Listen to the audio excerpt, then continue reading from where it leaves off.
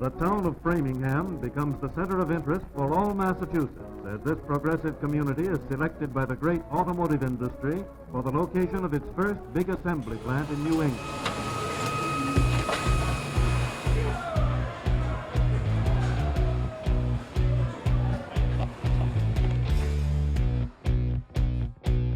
Almost 2,000 people that worked on the line at one time, and they were doing one car per minute, 60 cars an hour. Our job was to make sure all the equipment was running properly. I got hired as a toolmaker along with Don. We started the same day. I started spot welding on in the jungle, we used to call it. They threw me in a pit with the line, and you had to duck. The cars were going over here. They'd throw the bumper across to the other guy on the top. It was heavy, you had a gun, boom, boom, boom. In soft trim, they made the seats, they put in the seats, they had all the garnish moldings. I started off on the sheet metal line, hoods and fenders. Throughout the 60s, 70s, and 80s, working within Framingham's General Motors plant on Western Ave, now recognized as the auto auction giant ADESA Boston, was no easy task. For a couple of weeks, I ran my butt off and I didn't have a chance to look around because I was sweating so bad and just dying. I'll tell you,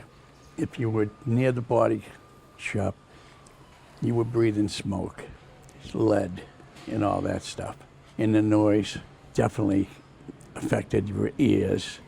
Most of the jobs, you ended up with tendonitis in both hands from doing the same thing all the time. You take a piece of fiberglass panel, put the panel on, and then put the clips in.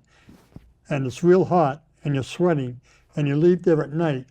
Now you can feel these little prickly things all over your body. And you're going home, and at midnight you're taking a shower just to try to get the fiberglass off. Members of this panel, some of whom started working at Framingham's GM plant as early as 1965, were grateful for the opportunity to raise their standard of living for themselves and their families. Back in the early 60s, the outside jobs were paying $65 a week, and it was a 48-hour week. But when person let me know about GM over in Framingham, when I went over there, it was $100 a week, big money. When you went to work for General Motors, us people in this area was like going to heaven because you know, it was a great job. And like Paul said, everybody else was making $65 a week. But the union shop was... They brought it in. Brought you know, different jobs. Brought the standard of living up for people, you know. Chevrolet's Impala, graceful and swift. Despite the strenuous work, the sense of community and friendship within the plant was like no other. As hard as the work was, and truly it was hard, I had so much fun with the people that I worked with. It was just really, you'd go in there, you'd laugh so hard, you'd be crying, and your stomach would hurt because you were laughing so hard at some of the antics and stuff. A big part of that community was rooted in the camaraderie within the United Auto Workers, UAW for short. You could hate the guy next to you, but when it came to a matter of sticking up for him, you would go to the grave swearing whatever he was accused of, he never did. It was you stuck up for your brother or sister in the union. It was solidarity, it was fraternity, and it was just ingrained. It was that connection that got these workers through some tough times.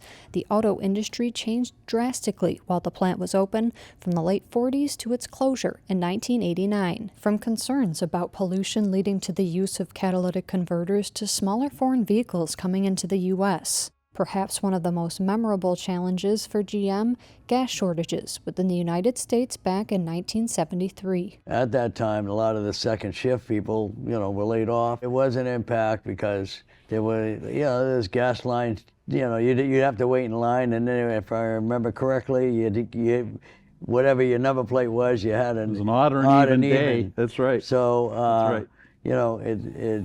It was tough. The reason for the closing of the GM plant was complicated, but according to Charlie McMahon, there was a lot of politics involved with it too. I mean, between General Motors and the town, some of the local leaders, some of the local town officials didn't see the benefit of having GM there. They thought they didn't really need them that much. All these years later, these gentlemen look back fondly on their time at General Motors and continue to enjoy a great sense of appreciation and pride for their craftsmanship. It's amazing, though, to see a car, a bunch of scrap metal put together, and then at the end of the line, drive that car off and put a gallon of gas in it and drive that off the line, and you got a brand new car. And in case you were wondering what the cost of some of those vehicles were, I ordered a pickup truck. It was '77. I had a Scottsdale, beautiful, top of the line. You know what it cost me? $4,670. I bought a 57 Chevy for $2,800. I bought a 60 Chevy Super Sport for $3,200. Those were considered expensive cars in their day.